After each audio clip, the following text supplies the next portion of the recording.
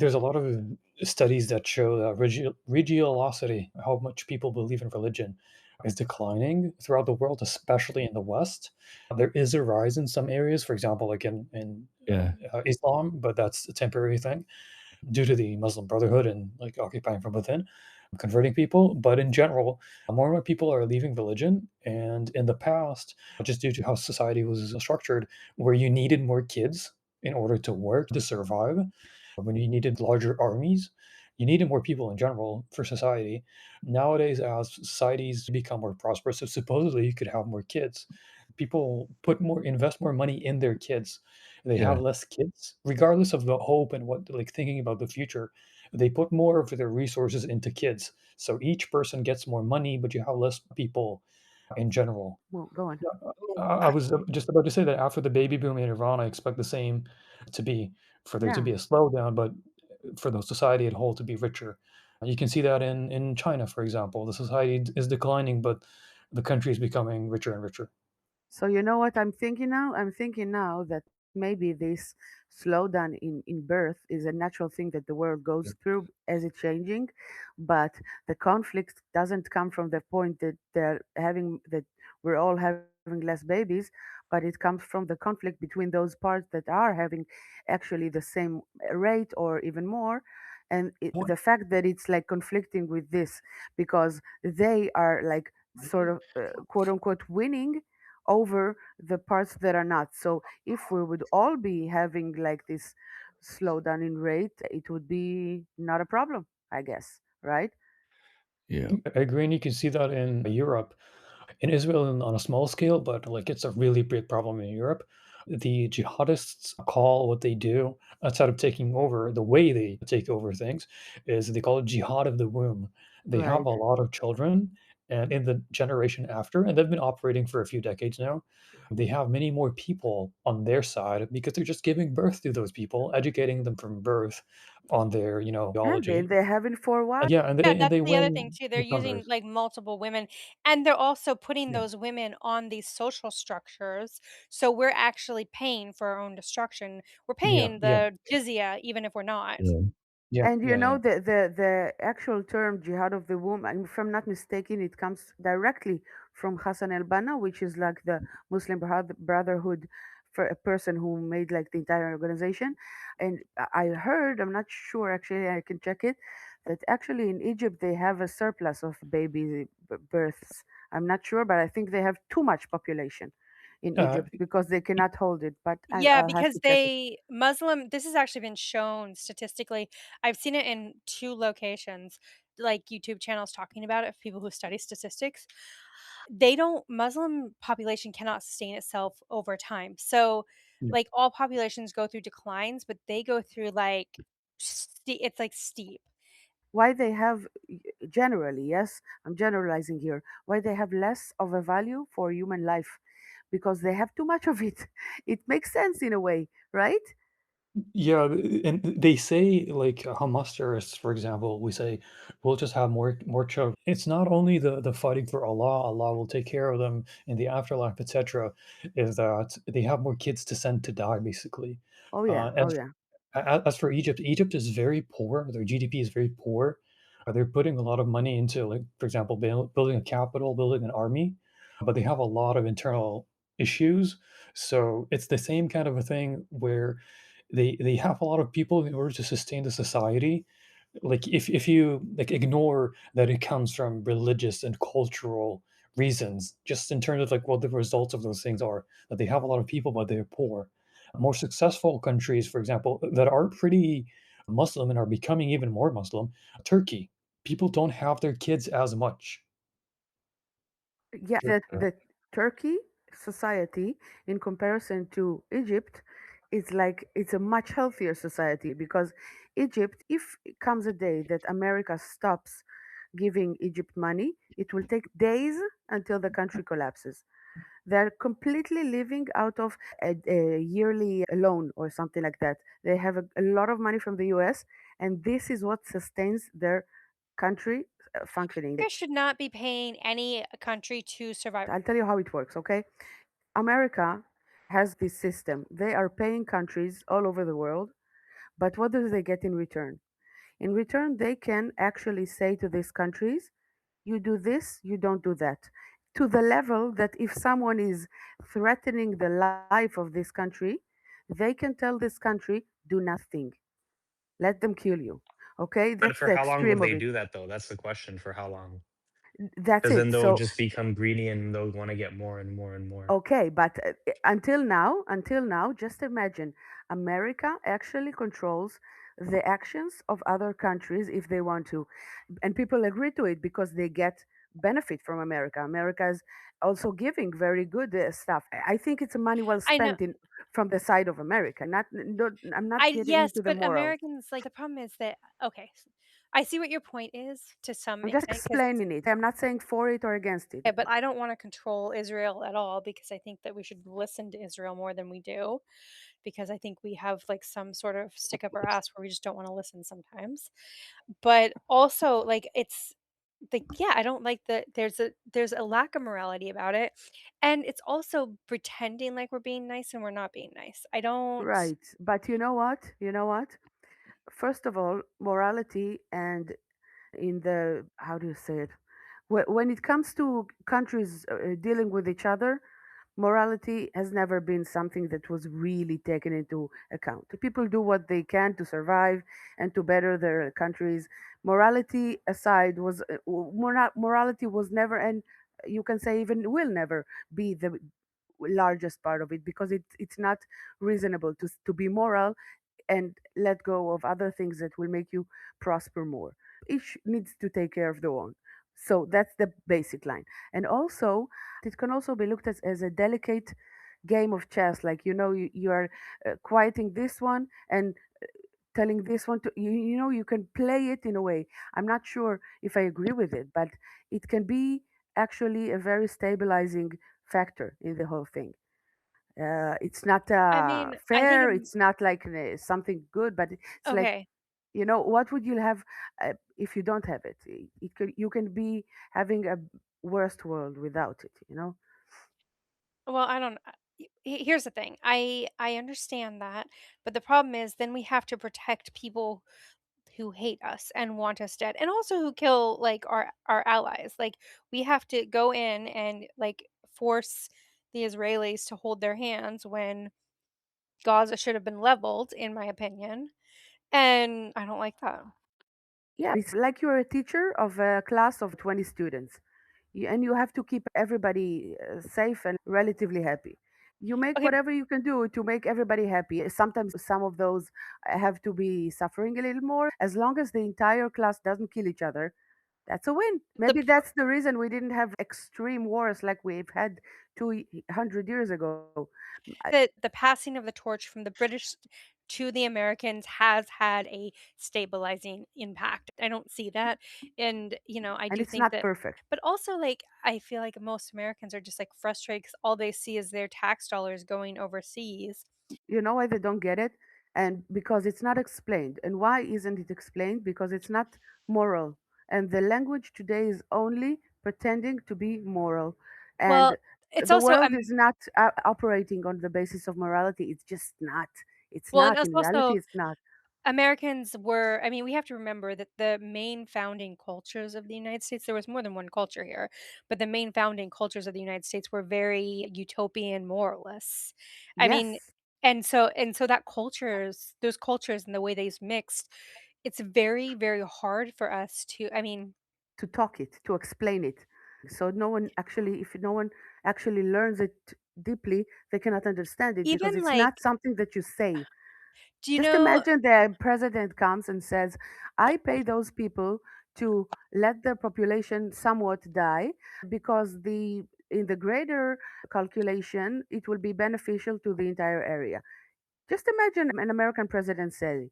So it will yeah, I not mean, we work can't well. I mean, I heard this from people that Americans, when they had to, like, torture people, when American, like, CIA, they had to be taught how to torture people from the Russians because we didn't know how to do it. Like, it's not in our consciousness to kind of think in those terms. I'm not saying that we don't have sociopaths, every country does, But but it's not, but you have like this, the way you speak, the way you think and speak is in moral terms. And reality does not act like that. It does not work like that. So it's a cognitive dissonance in a way, and you have to learn how to work with it. And it's confusing for a reason, because it's dissonance, it's confusing. So I get why it's so confusing to so many Americans and also other people around the world. But I think the world after World War II became more speaking in moral terms, and it's just not true. It doesn't work like that, and it's a lie. I And don't think the people, world did, I think the West did. yes, When you have peace and prosperity, it's much easier to start talking about feelings and morals and more subjective things than being affected more directly by conflicts and things that are a larger scale that's like can affect you on an individual level, but are still global or regional or those kind of things. Because you don't have those things. You don't have like a war of the whole region or your country and another country. You start it's talking about more individualistic it's things. like you're spoiled. Yeah, you're kept from those things because you don't have them. So when a society starts developing with that kind of mentality, you're kept away from those kind of things. For Right. example, the Iranians nowadays, they're talking about an occupying power, like an actual occupying power, because they're experiencing it on a daily level. But when you talk to, for example, Europeans from the woke side of things, they don't experience occupation, so they don't know what it's like. So they can freely describe it in a lot of ways, connect it to things, but not to actual experiences on the ground. And they can start talking about what's right and what's wrong because they're not being shot at. I think So it's different. That's not the reality you're experiencing. There's also the reaction to the world actually seeing at the end of the World War II, seeing the death camps. I think the world had a big crisis of identity at this point, and they decided, no, we will be better than this. But they're not, because humans are humans, like where we cannot pretend now that we're better. And it was an extreme consequence, yes, but the world just said, no, this is not us. It will never be. So they went too far in the other direction in a way. yeah, it's there's a book called The Return of the Strong Gods or something like that, and it talks about how after World War II, it was basically it's like these weak gods of like what we worship is like equality and fairness and diversity and those like these are like weak gods. And now, after the Soviet Union fell, you've slowly started to see the rise of like the strong gods, like family, like religion. Those things are like strong gods. When you say gods, I guess you can replace it with values, right? Yeah, that's what he means by it. He's using it as a metaphor. Okay, the way I see it, it's not that equality and fairness and all of that is not worth it, but I think there is like a ladder, like levels of different things, and on the top you have things that are connected to survival, and beneath them you have like equality and all of that, which you can take care of after you have the higher ones.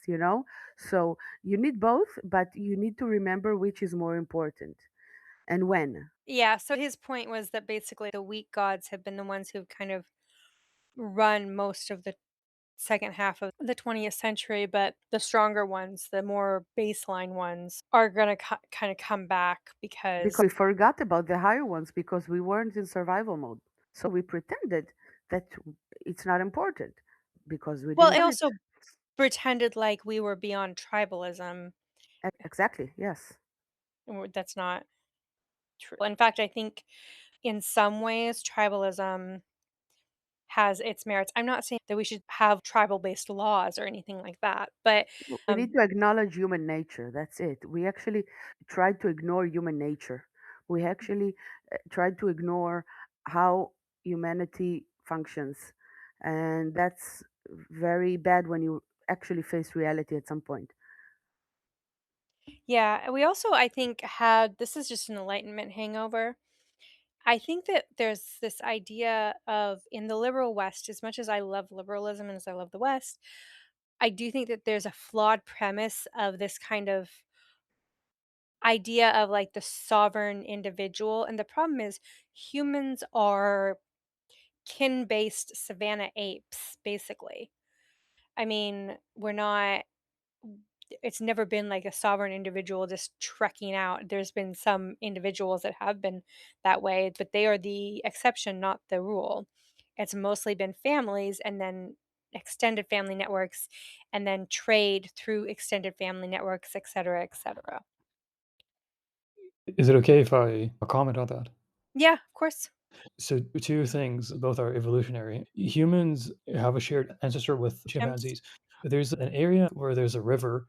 There's been studies on that where two populations of apes were separated.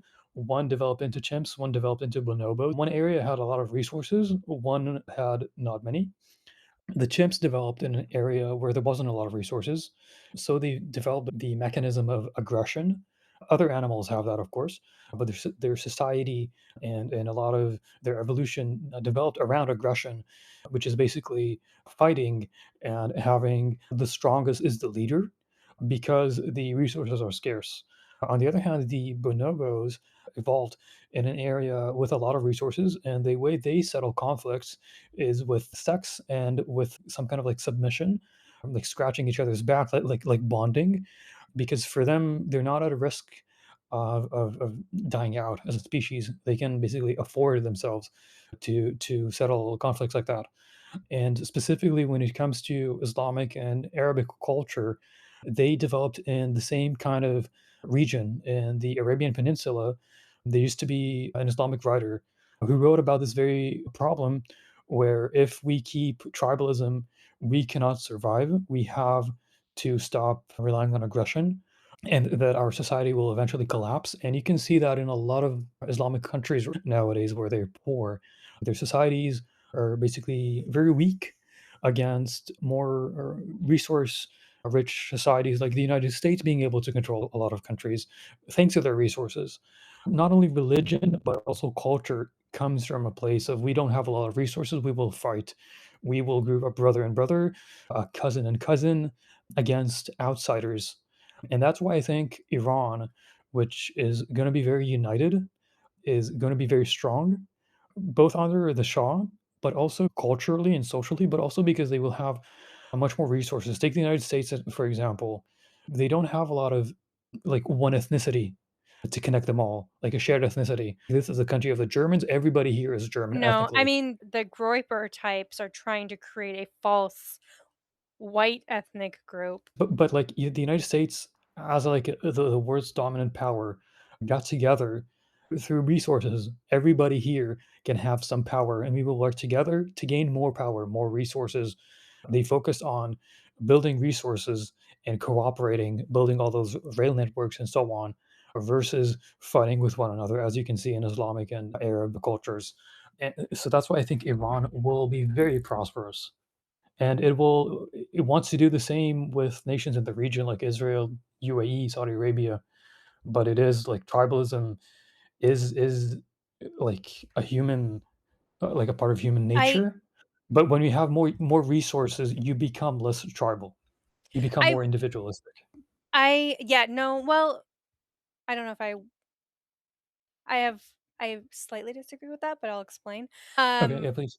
I also think though that America has a kind of a beautiful system where we have basically we kind of found a way to cheat to systems that usually go against each other. One is that we have in-group sharing because we have this republic, right? We have this democratic republic, and so we have this shared American identity when things are going well at least, right?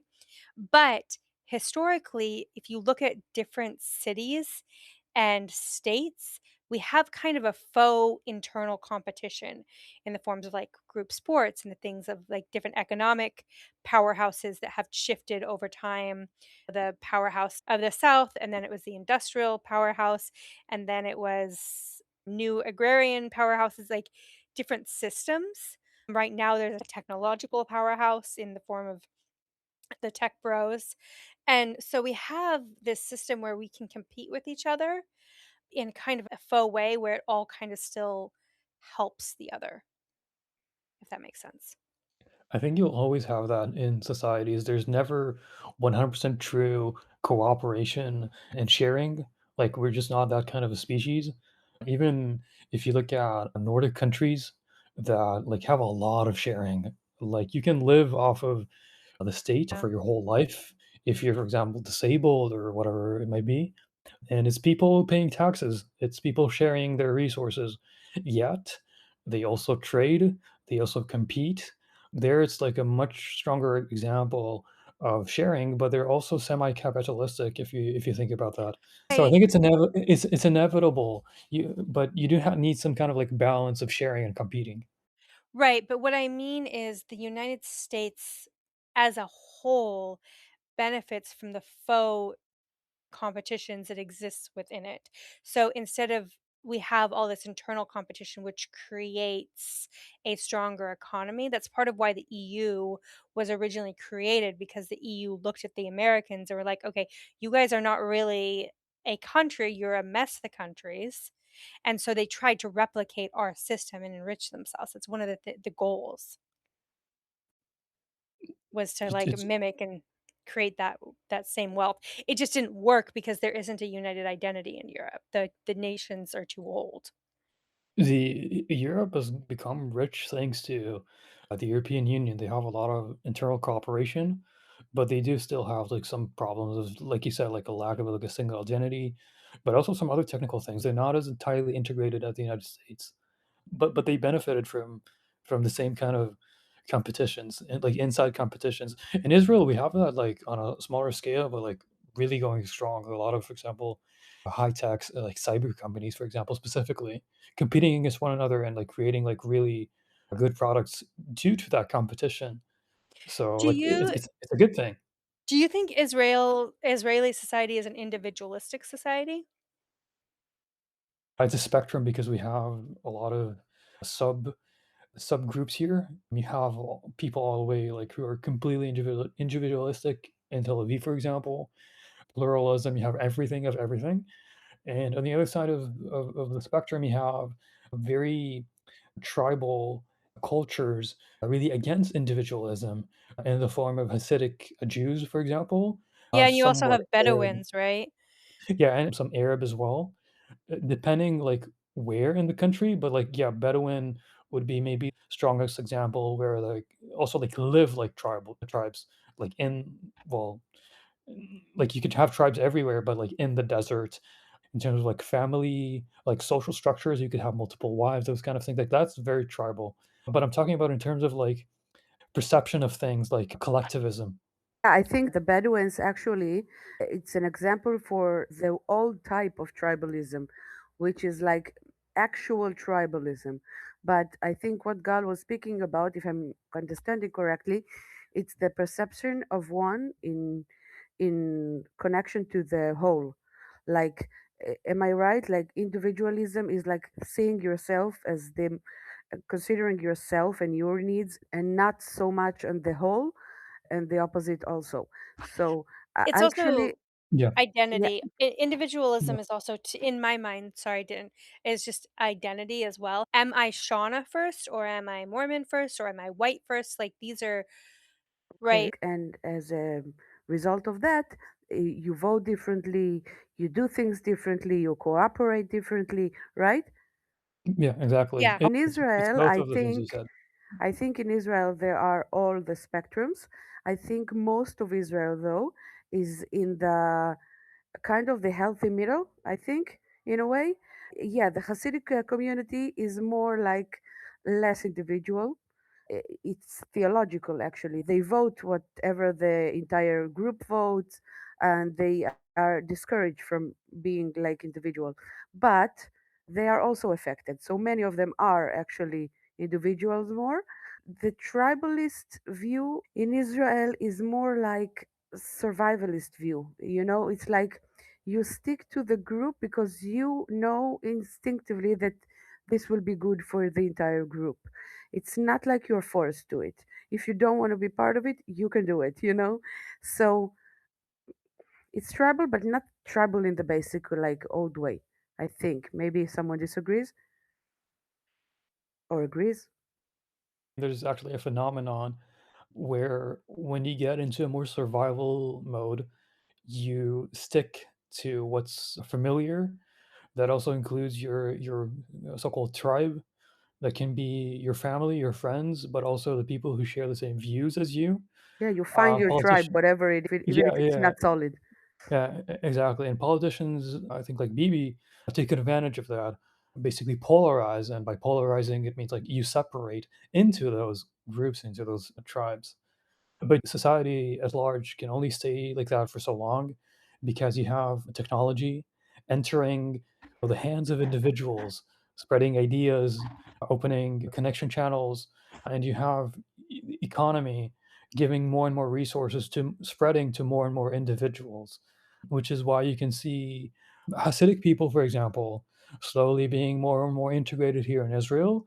And as you can see that in the United States as well, they're more participating in society. I grew up Hasidic, but I can also tell you that within the Hasidic young people, you have both. You have people who are individualistic, you have people who are not. And I think it's actually becoming more and more individualistic. It can go any way. It's like their minds are open in very surprising ways, you know? Yeah, I also think that there's the concern. Oh, so what I was gonna say, the reason why I disagree is I think that, and I don't necessarily think this has to be racial, so I don't want it to be interpreted that way, but I actually think that Fine, you're American. We know how you think, guys. I was gonna say that I actually think that individualism is in some ways an outgrowth of not entirely, there's other factors, but I think it's somewhat an outgrowth of homogeneity. I think that it's easier to be seen as an individual when you're very similar. Now, that doesn't necessarily mean you have to look similar or whatever, but like if you're like I look at New York society, for example, they have a shared identity as you New Yorkers. It's like a thing there. They're one of the most individualistic areas of the United States, and the United States is very individualistic. You can have both. There's always both. You have some kind of a feeling of belongingness to your own family, to your friends, to your city sometimes. You can have like pride for being whatever, and you can still be individualistic. It's like the more important thing I think is how does it shape society at large? Can you still keep having those groups that you identify with? And can you have different tiers? Or can you be, I'm an only this or that, only a Muslim or a Westerner, or only a kafir or a mu'min, like a believer or Well, a okay, let disbeliever? me put Problem it. is the problem, I think it becomes when your individual ideas or needs or whatever are on behalf of like instead of the general, Yeah. when it interferes. As long as they're both in line somewhat, you're fine. Once Yeah, you are going against the tribe, then you're individualist no matter what. That's the issue. yeah, that's So you true. can be an Well, individual as long as whenever comes a strong disagreement between the two, you know that you're part of the tribe. So it's a delicate balance. no, it's true, but I was just thinking too, like, okay, so homogeneity. Utah, I'm not from Utah, but there's like lots of Mormons there. When people who come from other, who are LDS or Mormons, go from other places and into Utah, they describe the feeling of being in a fishbowl because when everybody has the same, not everybody, but like at certain times in history, it was like 70% was Mormon, like you all of those, like, nuances and, like, these little tiny differences become so much more pronounced. Yeah, Yeah. but in So Utah, it's actually also theological, just like in the Haredi groups.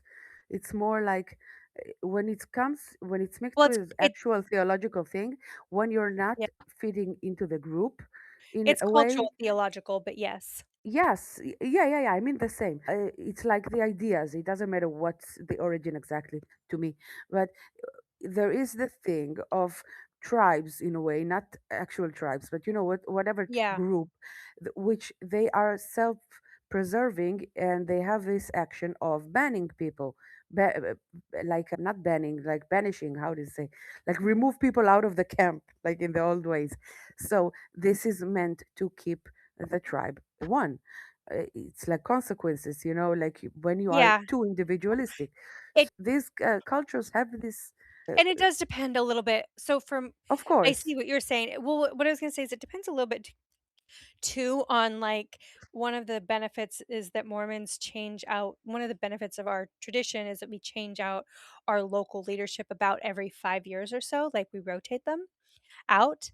One of the benefits of that is that so I had a friend in church growing up, and she was kind of a character. She was high anxiety and very expressive and not normative, right? And the local leadership we finally got local leadership who just said, "You know what? That's actually really good for us to have," and, like, to kind of break down some of these older cultural motifs that are not actually religious in any way, that don't have they're just old cultural hangups. Mm. So, What would they say if there was like the old leader? How would they react? it's just a change it would depend on the leader because again, they change every 5 years. It's just But more in the worst case scenario, what would they say? the worst case scenario would be I've heard stories, I've never seen anything this Like dramatic, but send I've it heard somewhere or whatever? like, send them home from church, be like, "You can't come back until you change." Like, I've heard stories like that, like, you have to Mm. be in a dress for church, otherwise you're gonna get, at minimum, weird looks. My congregation, for most of my life, I was in a congregation that was mostly converts, and so there was a lot more flexibility where I grew up, but I've heard stories of these things. But look, the issue is a little different, but I can see how a tribe has to self guard itself, No, the no, no, you're borders of it. right. It's like in specific cases, it will be unfair, it will be not good.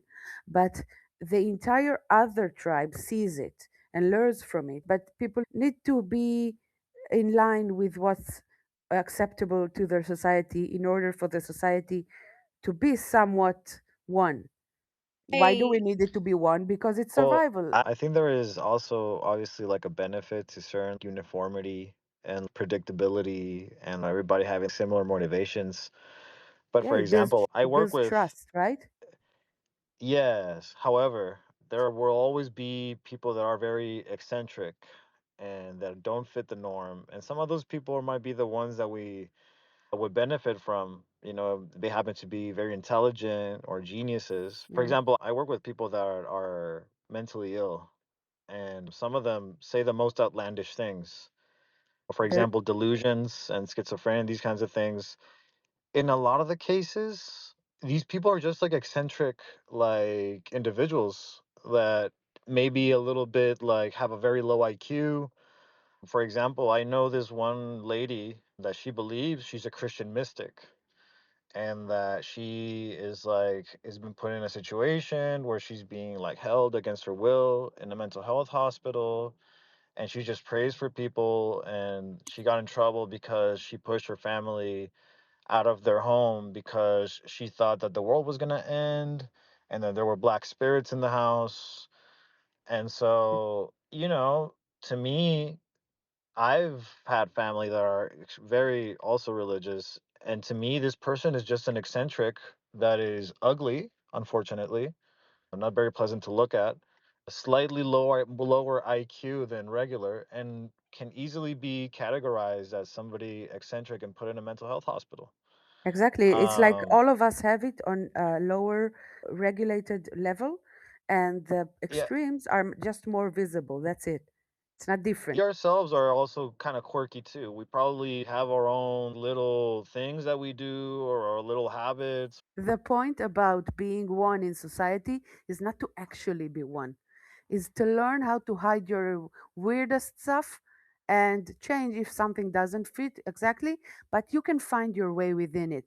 Some of Realistic. my clients that are very open with me, they tell me this. They tell me, you know what? Like, with you, I tell you all the shit that I don't tell the psychiatrist because I know that when I talk to you, that you take me seriously and that my weird beliefs about me talking to the machines or talking, whatever you want, weird ass belief you want.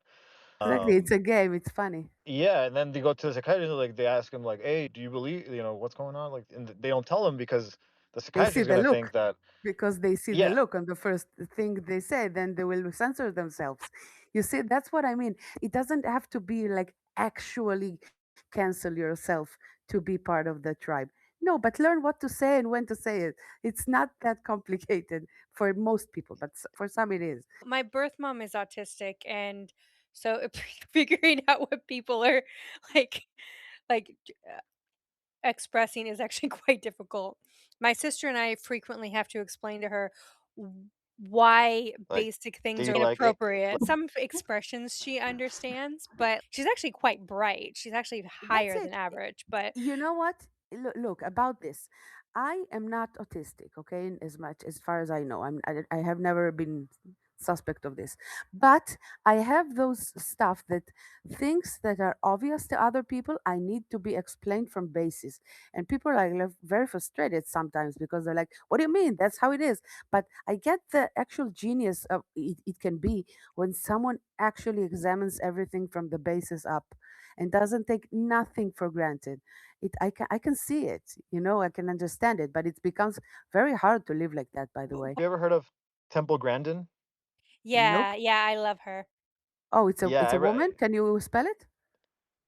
Temple, Temple like the is Temple is exactly like Temple. It's Yeah, and the last name? TEMPLE. Grandin, I don't know how to spell her last name. It starts with a G though. Grandin. Okay, what's about her?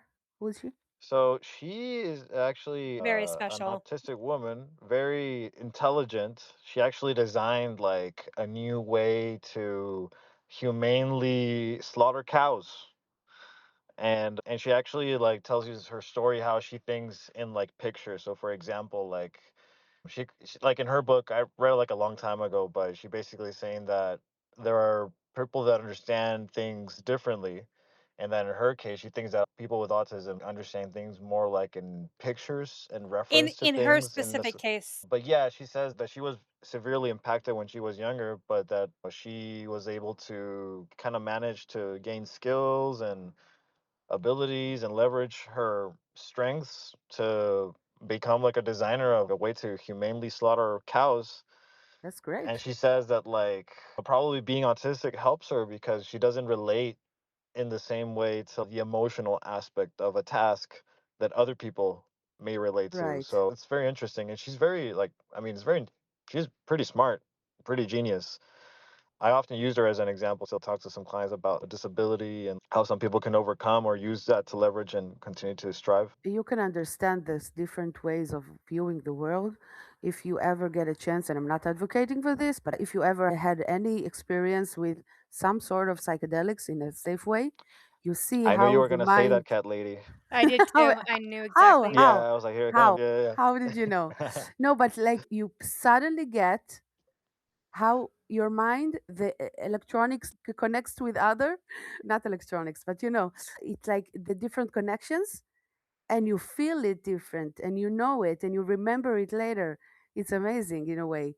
I've Like, heard stories. The Yeah. I won't touch those with a 10-foot pole because about half my relatives have bipolar disorder, and if you have schizophrenia or bipolar oh in your yeah, family, they're like, okay. "Don't touch that shit, please." right. Those Right. connections that I said, it can go very bad. You don't know, but Well, you can activate because sometimes it's like people, I I've guess had a bad trip before.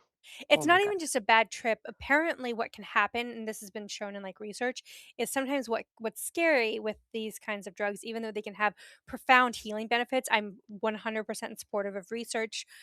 There's lots of people who've been able to heal from severe traumas. So I'm a big right. advocate We for we've had researching it them. here in Israel. People who have PTSD from wars over the years from October 7th as well are going through, like, therapy, like experimental therapy with Yeah, some very strong Yeah, psychedelic. I've read that, and I think that's incredible. and the results are amazing. It's like Yeah. high, Yes. high, high percentages are healed. Healed. The word is healed from PTSD.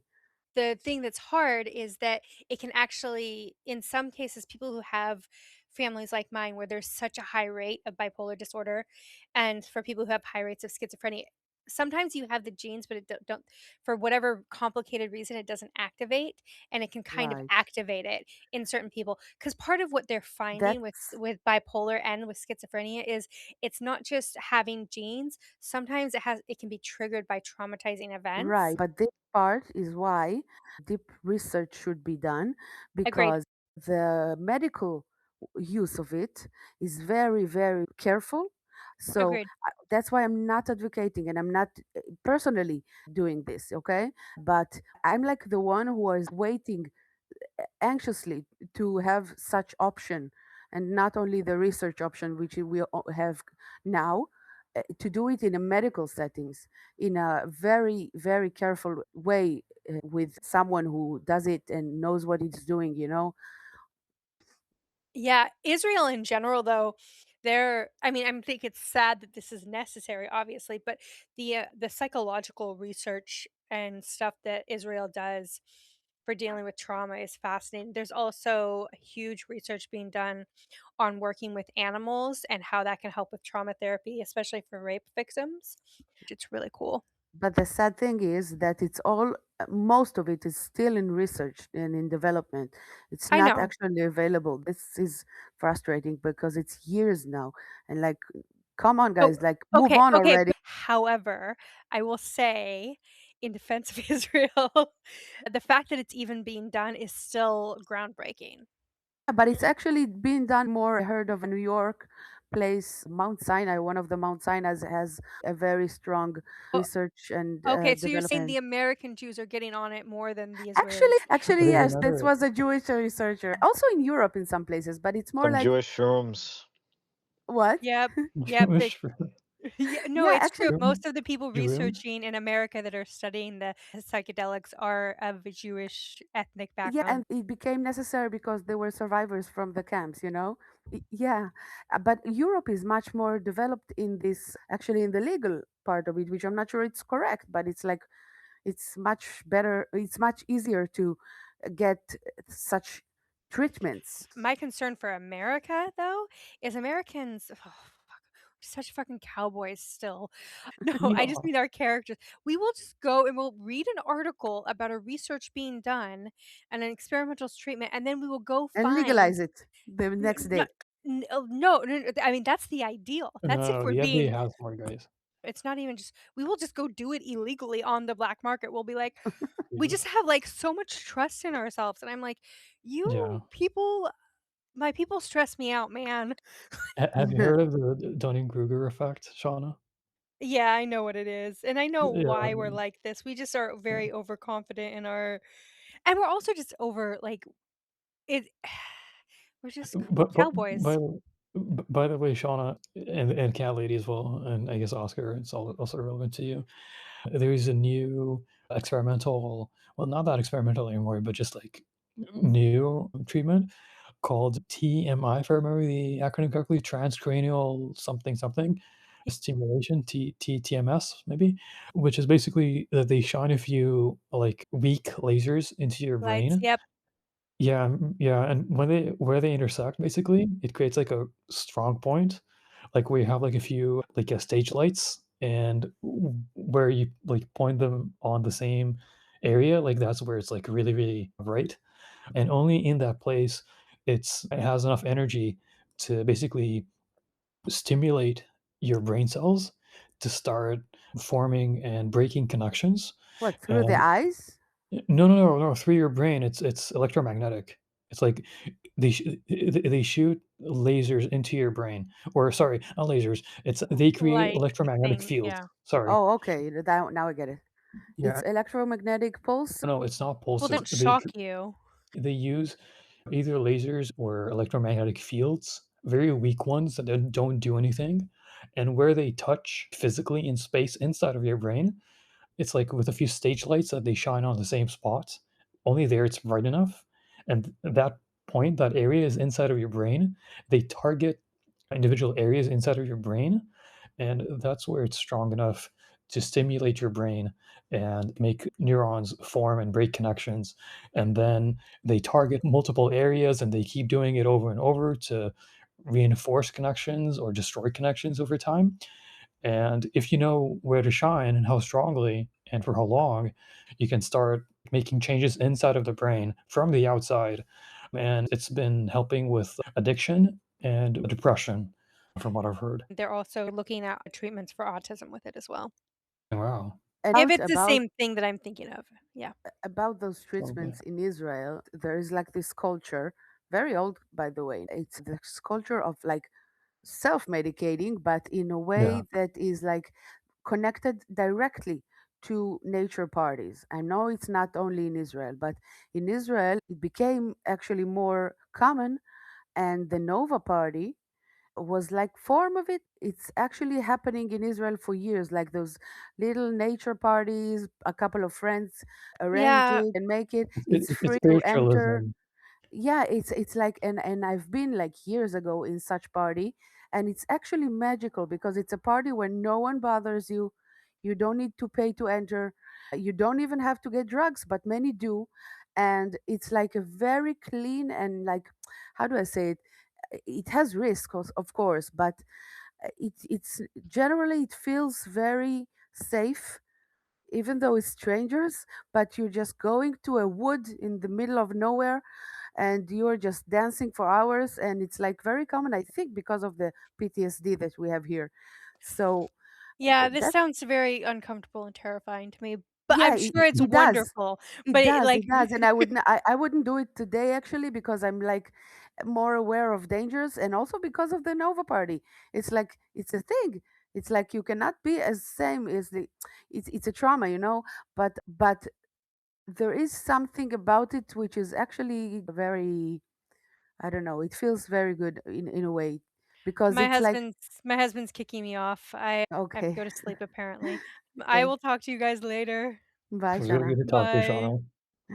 Bye bye. Good What I night. meant was that it's like the approach to the party is like, it's not like, oh my god, let's go get fucked up. It's like, let's go connect with nature. It's like it's an approach which is, and everybody is welcome.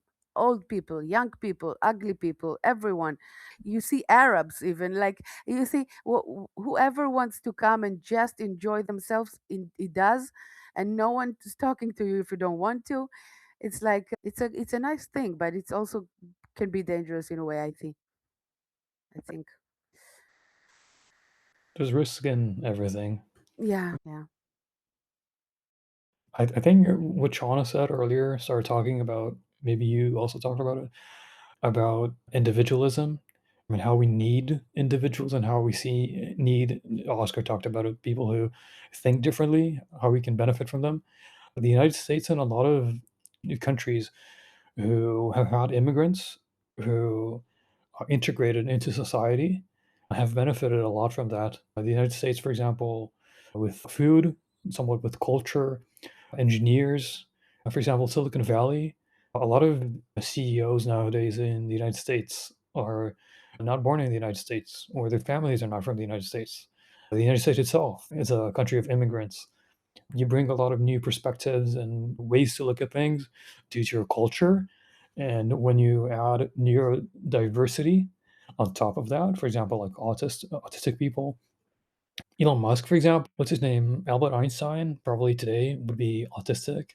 Da, da Vinci was doing a lot of things. The culture in the US is very encouraging towards those individuals who have different ideas. It's a good thing. That's why the woke is dangerous because it's a collectivist It's a kind black of and white thing. approach. You know Yeah, that yeah. whenever you have a balance of thing and you push out the extremes which are not good for you, it's good. When you have an extreme which is good and beneficial, keep it. But it's like it's a balance and case by case. And once you have like this culture of like utopia and, oh, this is good, this is bad, nothing else can be spoken of, this is harmful to society, of course. Do you know Karl Popper? German, or I mean, he was a German philosopher who talked about, I think in the 1920s, if I remember correctly, or maybe after World War II. Yeah, I think he talked about after World War II, the whole situation with the Nazis. How can you have a society that, if you want to maximize freedom, on one hand wants to maximize freedom, but on the other hand gives freedom to people who act against freedom, against freedom of speech, for example, freedom of belief. For example, the modern woke, Nazis in the past, for example. He says the only way to have that is basically no, you can't have ultimate freedom. You can't have maximum freedom. But the only exception is to not give freedom to those who want to take it away from other people. Yeah, in the There's no US, freedom it for used people. to be against, the US used to be explicit It's a point in history. They used to be explicit. I think in the Monroe Doctrine, actually, it was written that we reject Nazism and and communism.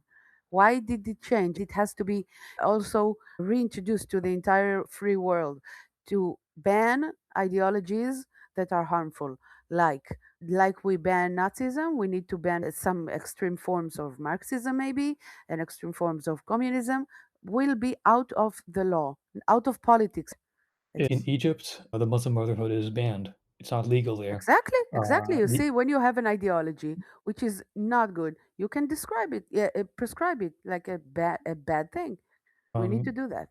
I think that's what Trump is basically doing, with China being the biggest, basically a form of it, because they're communist and they were authoritarian. So I think Trump is basically enforcing that the peace through strength. He keeps talking about prosperity and trade and freedom, and he's just done that to, or he's doing that to Venezuela, threatened to do that to Mexico as well, with all the drugs and cartels. Those are the kind of things that you can't allow if you want to maximize freedom and health and prosperity for people. And China being the biggest form of it with its regime, and Iran is next. So I think Iran is he's going to go all the way in. I think it's a perfect opportunity for Trump to continue his plan Let's hope. to Let's hope. create freedom in the world, because Iran has been like a very strong oppressor and affected the whole region with oppression and with violence. You know, Reza Shah was in Israel a while ago, Uh, looking at desalination factories and things that can be beneficial for Iranians. I just cannot wait for Iran to be actually free. It will be such a benefit, but I really hope it will happen in the right way, actually. There are many things that can go wrong, and I really am scared about it, but what can we do? We need to hope, right?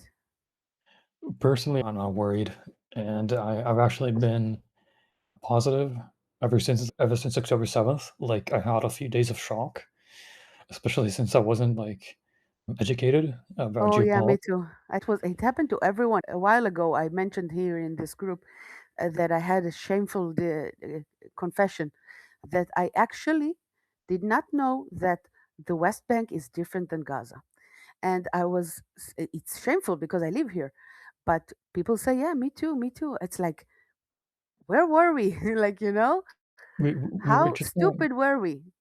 it's out of sight, out of mind. If it But doesn't it's in like our sight. It's like, how stupid can we be?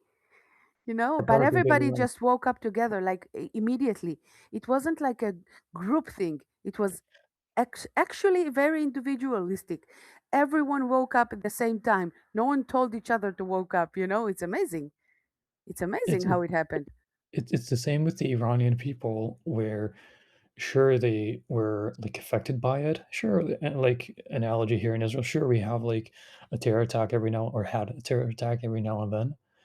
But when something really, really big happens and really affects your life very, very strongly, to the point where like you can't run away from it, and it just keeps banging on your door, you start paying attention, you start focusing, Until and you're broken and like broken open and everything's inside and you cannot ignore it anymore. yeah, basically. There's a futurist, Israeli futurist, an expert on geopolitics. He lectures in the United States in a few universities, and he talks about that in geopolitics.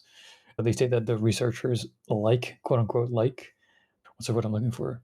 Crises, because that creates a change and that leads to stability and correction of a lot of things. I agree. So on the large, like in the large picture, it's good that there's so much violence in Iran, because that brings in the United States to destroy this regime.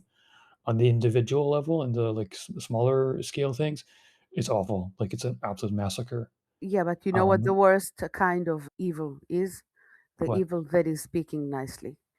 Once Oh, you have absolutely. an evil force, evil like in a very mufshat way, like a very like Abstract. basic what?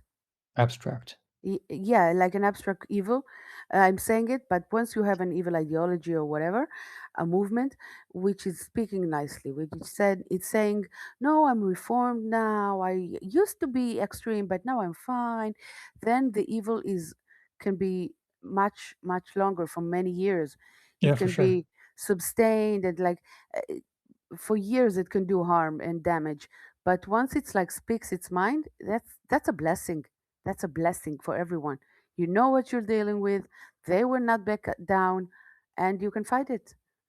The Sorry, situation in Iran right now, I don't know if it's like it keeps going back in my mind to the World War II, where the death camps were going on and on and on and on, and the U.S. intervened only at the last moment, for sort of speak. It's like, are we waiting for 6 million to die? It's crazy. We need to do something before all of them are dying. I think it was Armin who said that we understand that this regime is about to fall, and that this is what it takes for people to go out on the streets and unfortunately to give their lives. And what we are asking from the United States is to help us finish it so we can lower the cost, basically, because every day that Right. passes, thousands die. Like, it doesn't change the larger picture that the regime will fall, but if it can cost less lives, like, all the better. I mean, but the thing is that, like, in terms of like when the strike will happen, we just don't know. There's so much like to do behind the scenes and things that we're not aware of. There's a lot of logistics to do. For example, to bring in like a destroyer, like a huge ship, like a military ship, aircraft carrier. Yeah, it took them months to prepare this attack. By the way, from what I heard, like slowly, like it takes those things like time. And Trump like wants to go all the way in. The IDF wants to go all the way in, and we're just on standby while they're preparing it all. So I like, hope there's not so. I much hope. from us to do, I think. So even though people keep chanting, keep calling Trump, I think he is like well aware of what he needs to do, and all these distractions that he does is to buy time exactly for those kind of things. Also note that Israel has been quiet in all of this. It's weird. Uh, Why was it? Why is it? because Israel is preparing, and it's basically I also read an article by some game theory researcher or something like that, some military expert, that basically by not saying anything, we don't tell the RGC, we as in Israel, don't tell the RGC where our red line is, what our plans are, what we know, what we don't know. Yeah, you keep They're them guessing pretty much. yeah, our transporters are off. They don't know what to prepare for exactly, even think Exactly, about. Right. I Like, didn't think e- of it. But just exactly. think of it. If we were in actually not caring about it, a- we would be very vocal. We would be screaming, "Oh, yeah, do and this, if do that." the Right? It means that we and if the are point of actually. comparison is Venezuela, like they were stationed the carriers for like months in the Caribbean until they Mhm. conducted like an operation. I don't know if it'll be like that clean, like where they go in, swoop, get out of there. Obviously in Iran it looks way more messy I don't think so. They don't have the than time. yeah. I And don't know how if it'll look the same, but it'll take some time to prepare, like you say, to make it like an operation like that, or depending on what it's gonna be. Is it gonna be a war or an operation? And you know And what? It actually brought me hope what you said, because the fact that Israel is quiet actually worried me. And now that I think about it, if we were quiet because we didn't care, we would be making a lot of noise. If we were not quiet, if we were not to care and not to be involved, we would be making a lot of noise. All the politicians would be saying stupid stuff, and like the regular things that go out of their pie holes. And but we're quiet. This means someone told everybody to be quiet, right? I'll give you another example from recent history. The north of Israel in the fight with Lebanon, I mean, with Hezbollah. And I'll give you like actual information from people who planned a few operations there. For about a year, Michael said Israeli government is probably on high alert and planning behind closed doors. Yeah, absolutely, I think so as well. Never give up your next move to the enemy. Exactly. And the United States is probably going to hit Iranian military strategic bases that are valuable to the Islamic Republic regime. Yeah, there's a lot of places to hit. The Israeli call it a bank of targets. There's a lot of them, and Israel has been building those for decades. And my source is actual people who built those target banks, and some people in the Israeli Air Force who hit those targets in the last operation in the 12-day war. They've been preparing for decades for this plan, basically, Yeah. and they're just like putting it in motion now. in coordination with the United States Army, with And CENTCOM, Central Command. if I want to play with it, like to imagine what could be, I would be like, if I was the Israeli decision makers or the ones in power to do such decisions, I would say, okay, we have the ability to do like cyber stuff, very good cyber stuff, right? This is one of the very best cyber abilities that a country have, I think, in Israel. So I would be using this power to confuse the forces in power in Iran, to make them think different stuff, and then target those results from this confusion. You know what I mean? Yeah, it's one of the things, confuse your enemy from within, that they plan to do. But there's a lot of things that we don't know. For example, after the 12-day war, we like found out after the fact that we had Iranian Mossad agents operating on the ground, attacking from within with drones. The Ukraine did something similar. For months, they've planned Operation Spiderweb, in which they infiltrated with trucks to all of Russia, a lot of regions in Russia, and hid drones. Michael. I think they will go for TV screens. I think they will just take over all the TV screens and phone screens and like all the communication devices, and will control them, and will play some message from the Shah. I think we will see it in the last stages. I really do. They will have like this big announcement like they did in Gaza at some point. You remember? I Yeah, think they will have they have something like that. yeah, Just a I think touch. that's definitely possible. And the United States, what they did in Venezuela is that they shut down their communication networks in multiple ways. They had this From boom. This, I think they yeah, used a weapon of like, a yeah, sonic weapon, yeah, that rendered basically the soldiers like useless. But I'm not talking about that. I'm talking about like yeah, it's electronically. different. I think that once the Iranians in the street see, like all throughout the cities, messages like in squares and their phones and whatever, messages from the Shah, while at the same time the IGC's military networks are hacked. Of course, they'll have secondary ones, and the United States and Israel won't succeed in hacking everything. Maybe they won't even target everything. Maybe they won't need to. But it'll bring a lot of people to the streets while there Right. won't be much resistance. And at the same time, the United States will start attacking besiege command centers. And there's a lot of military bases outside of cities. So they're under mountains usually. And if the United States bombs that with B-2s or similar planes or warships, Right, because basically, Israel doesn't have the ability to carry those yeah, bunker busters missiles, or whatever the word is, not missile, I'm not sure. But yeah, it's only America has the ability to do this. yeah, And